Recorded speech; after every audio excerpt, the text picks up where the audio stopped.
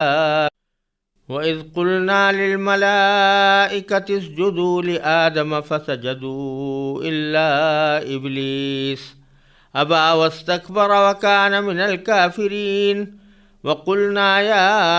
آدَمُ اسْكُنْ أَنْتَ وَزَوْجُكَ الْجَنَّةَ وَكُلَا مِنْهَا رَغَدًا حَيْثُ شِئْتُمَا وَلَا تَقْرَبَا هَذِهِ الشَّجَرَةَ فَتَكُونَا مِنَ الظَّالِمِينَ فَأَزَلَّهُمَا الشَّيْطَانُ عَنْهَا فَأَخْرَجَهُمَا مِمَّا كَانَا فِيهِ وَقُلْنَا اهْبِطُوا بَعْضُكُمْ لِبَعْضٍ عَدُوٌّ وَلَكُمْ فِي الْأَرْضِ مُسْتَقَرٌّ وَمَتَاعٌ إِلَى حِينٍ فَتَلَقَّى آدَمُ مِنْ رَبِّهِ كَلِمَاتٍ فَتَابَ عَلَيْهِ إِنَّهُ هُوَ التَّوَّابُ الرَّحِيمُ قُلْنَا اهْبِطُوا مِنْهَا جَمِيعًا فَإِمَّا يَأْتِيَنَّكُمْ مِنِّي هُدًى فَمَنْ تَبِعَ هُدَايَ فَلَا خَوْفٌ عَلَيْهِمْ وَلَا هُمْ يَحْزَنُونَ وَالَّذِينَ كَفَرُوا وَكَذَّبُوا بِآيَاتِنَا أُولَئِكَ أَصْحَابُ النَّارِ هُمْ فِيهَا خَالِدُونَ۔ اور اس وقت کا تذکرہ سنو جب ہم نے فرشتوں سے کہا تھا کہ آدم کو سجدہ کرو، چنانچہ سب نے سجدہ کیا سوائے ابلیس کے کہ اس نے انکار کیا اور متکبرانہ رویہ اختیار کیا اور کافروں میں شامل ہو گیا۔ اور ہم نے کہا آدم تم اور تمہاری بیوی جنت میں رہو اور اس میں سے جہاں سے چاہو جی بھر کے کھاؤ، مگر اس درخت کے پاس بھی مت جانا ورنہ تم ظالموں میں شمار ہو گئے۔ پھر ہوا یہ کہ شیطان نے ان دونوں کو وہاں سے ڈگمگا دیا اور جس عیش میں وہ تھے اس سے انہیں نکال کر رہا، اور ہم نے آدم، ان کی بیوی اور ابلیس تینوں سے کہا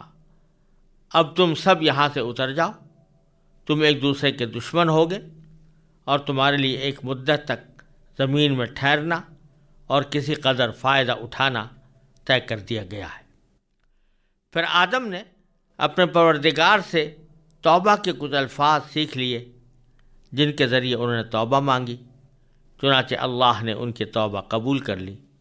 بے شک وہ بہت معاف کرنے والا بڑا مہربان ہے۔ ہم نے کہا اب تم سب یہاں سے اتر جاؤ، پھر اگر میری طرف سے کوئی ہدایت تمہیں پہنچے تو جو لوگ میری ہدایت کی پیروی کریں گے ان کو نہ کوئی خوف ہوگا اور نہ وہ کسی غم میں مبتلا ہوں گے، اور جو لوگ کفر کا ارتکاب کریں گے اور ہماری آیتوں کو جھٹلائیں گے وہ دوزخ والے لوگ ہیں جہاں وہ ہمیشہ رہیں گے۔ ان آیات کریمہ میں اللہ تبارک و تعالیٰ نے حضرت آدم علیہ السلام کی پیدائش کے بعد کا ایک اہم واقعہ بیان فرمایا ہے،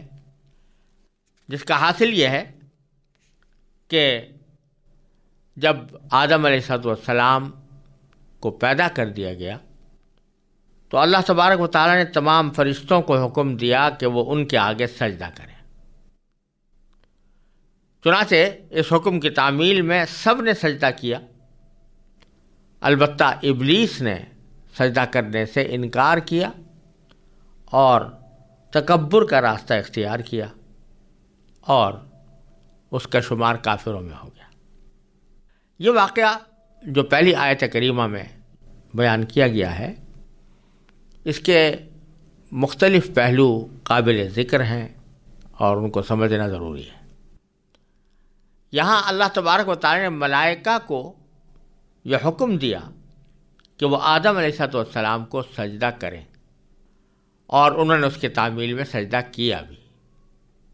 اس سے یہ بات معلوم ہوتی ہے کہ اللہ تبارک و تعالی نے فرشتوں پر یہ بات ظاہر کرنی تھی کہ جو مخلوق میں پیدا کرنے جا رہا ہوں، یعنی آدم علیہ السلام اور ان کی اولاد، وہ جب میری اطاعت کے ساتھ زندگی گزارے گی تو اے فرشتوں تم پر بھی فوقیت لے جائے گی، اسی لیے تمہیں حکم دیا جا رہا ہے کہ ان کے آگے سجدہ کرو، ان کو سجدہ کرو۔ کیونکہ شروع میں فرشتے یہ سمجھ رہے تھے کہ تمام مخلوقات میں ہم سے زیادہ کوئی اور اطاعت گزار، عبادت گزار، فرما بردار نہیں ہے، لہذا ان کو یہ خیال بھی پیدا ہوا تھا کہ آپ ایک ایسی مخلوق کیوں پیدا کر رہے ہیں کہ جو زمین میں فساد مچائے گی اور خونریزیاں کرے گی۔ تو اللہ تبارک و تعالیٰ اب ان کے اس خیال کو رد کرنے کے لیے اور ان کے دل میں جو یہ ایک قسم کا گھمنڈ پیدا ہوا تھا کہ ہم سب سے زیادہ افضل مخلوق ہیں، اس کو بھی اللہ تبارک و تعالیٰ نے اس طرح توڑا کہ اللہ تبارک و تعالیٰ نے ان کے اس مخلوق کو جس کے بارے میں وہ یہ کہہ رہے تھے کہ وہ زمین میں فساد مچائے گی اور خونریزیاں کرے گی، اسی مخلوق کو جب پیدا کر دیا تو اللہ تبارک و تعالیٰ نے ان سے کہا کہ اس کے آگے سجدہ کرو۔ اور بتلانا یہ مقصود تھا کہ فرشتوں بے شک تم بڑے پاک باز ہو، پر بے شک تم سے کوئی گناہ سرزد نہیں ہوتا، لیکن اس کی وجہ یہ ہے کہ ہم نے تمہارے اندر گناہ کا داعیہ ہی پیدا نہیں کیا، گناہ کے تقاضے ہی پیدا نہیں کیے، تو اگر تم گناہ سے بچتے ہو تو تمہارا کوئی کمال نہیں۔ لیکن یہ مخلوق جو میں پیدا کرنے جا رہا ہوں، اس کے دل میں خواہشات بھی ہوں گی، اس کے دل میں جذبات بھی ہوں گے، اس کے دل میں گناہ کے تقاضے بھی پیدا ہوں گے۔ اس کے بعد جب یہ اپنے ان تقاضوں کو دبا کر ہماری رضا کی خاطر، ہماری خوشنودی کی خاطر یہ ان گناہوں سے بچے گی تو پھر ان کا مقام تم سے آگے بڑھ جائے گا۔ اس لیے یہ جتانے کے لیے اللہ تبارک و تعالیٰ نے ایک عملی مظاہرہ یہ فرمایا کہ تمام فرشتوں سے کہا کہ ان کو سجدہ کرو۔ اس میں ایک حکمت یہ بھی ہو سکتی ہے، واللہ سبحانہ وعالم، کہ انسانوں کے بہت سے کام اللہ تبارک و تعالیٰ نے فرشتوں کے ذمے لگائے ہوئے ہیں، ان کی حفاظت کے اوپر فرشتے مقرر ہیں، ان کے بہت سے کاموں کی انجام دہی کے لیے فرشتوں کی ضرورت ہوتی ہے۔ ایک حدیث میں آتا ہے کہ انسان کی جسم میں جتنے جوڑ ہیں ان میں سے ہر جوڑ کی حفاظت پر اللہ تعالیٰ نے ایک فرشتہ مقرر کیا ہوا ہے۔ تو اس طرح ان کی انسانوں کی خدمت کے لیے اللہ تبارک و تعالیٰ نے بہت سے فرشتے پیدا فرمائے ہیں۔ تو یہ ایک عملی مظاہرہ بھی تھا کہ انسان جو ہے یہ در حقیقت اس کائنات کے پیدا کرنے میں اصل مقصود وہ ہے، اور ملائکہ بے شک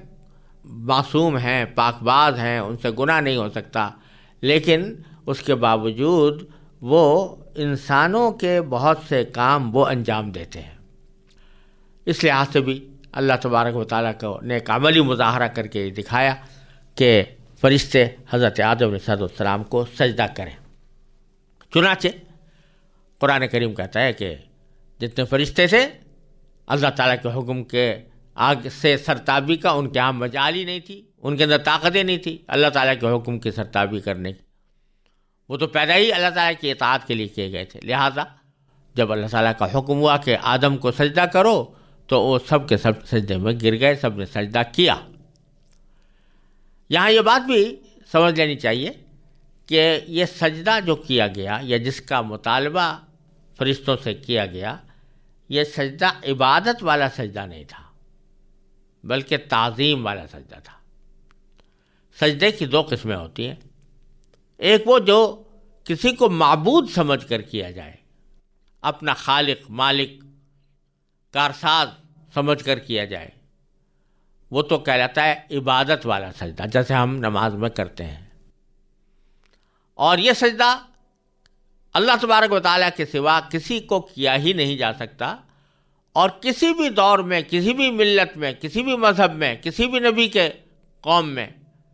اس قسم کا سجدہ اللہ تعالیٰ کے سوا کسی اور کے لیے کبھی جائز ہی نہیں ہوا۔ لیکن ایک دوسرا سجدہ وہ ہے جس کو سجدہ تعظیمی کہتے ہیں، یعنی جس کو سجدہ کیا جا رہا ہے اس کو نہ اپنا مالک سمجھ رہے ہیں، نہ اس کو اپنا خالق سمجھ رہے ہیں، نہ اپنا خدا سمجھ رہے ہیں، بلکہ محض ایک اپنی تعظیم کے اظہار کے لیے، تکریم کے اظہار کے لیے سجدہ کیا جائے، اس کو سجدہ تعظیمی کہتے ہیں۔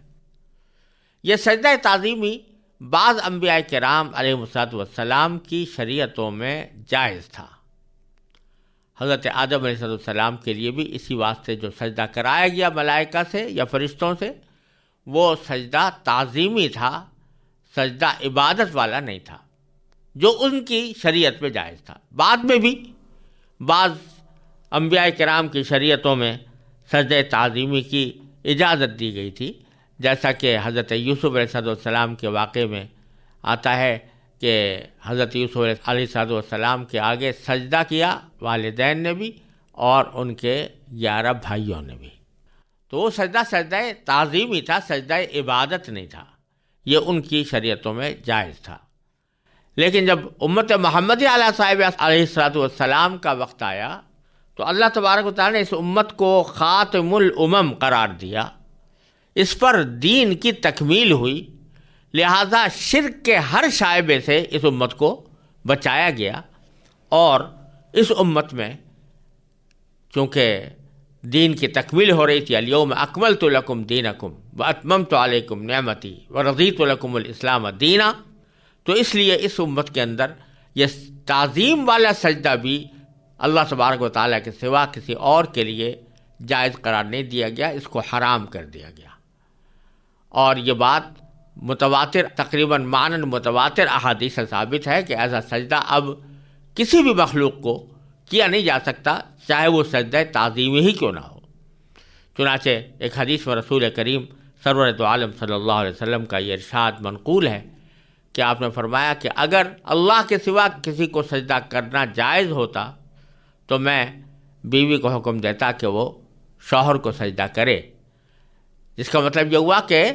اللہ کے سوا کسی اور کو سجدہ کرنا کسی بھی قسم کا، چاہے وہ تعظیم ہی کی نیت سے کیوں نہ ہو، عبادت کی نیت سے نہ ہو، تب بھی وہ کسی اور کے لیے سجدہ کرنا حرام قرار دے دیا گیا ہے اس امت محمدی علیہ صاحب والسلام میں۔ اور اب کسی کے لیے جائز نہیں ہے کہ وہ محض تعظیم کے نقطہ نظر سے بھی کسی کو سجدہ کرے۔ لہذا ہمارے عرف میں یا ہمارے معاشرے میں بہت سے لوگ جو جا کر اولیاء اللہ کو یا ان کی قبروں کو سجدے کرتے ہیں، اس کا کوئی جواز نہیں، اور یہ اب امت محمد علیہ صاحب والسلام کے اندر اس قسم کا سجدہ اللہ تبارک و تعالیٰ کے سوا کسی اور کے لیے جائز نہیں، چاہے اس کا مقصود تعظیم ہو، چاہے اس کا مقصد عبادت ہو۔ عبادت مقصود ہو تو شرک ہے اور آدمی اس سے کافر ہو جاتا ہے، اور اگر عبادت مقصود نہ ہو، تعظیم مقصود ہو، تب بھی بالکل حرام ہے اور بہت سخت حرام ہے۔ اور حرام کی بھی بعض صورتیں ایسی ہوتی ہیں جو شرک سے مشابہ ہوتی ہیں تو ان کی حرمت بھی بہت عظیم ہوتی ہے۔ ایسے ہی زبردست حرام عمل ہے اللہ تعالیٰ کے سوا کسی اور کو سجدہ کرنے کا، لیکن چونکہ ابتدا میں یہ تعظیم والا سجدہ جائز قرار دیا گیا تھا تو اس لیے آدم علیہ السلام کے لیے تمام ملائکوں کو حکم ہوا کہ وہ ان کے آگے سجدہ کریں، اور انہوں نے ان کا تعالیٰ کے حکم کی تعمیل میں ان کے آگے سجدہ کیا۔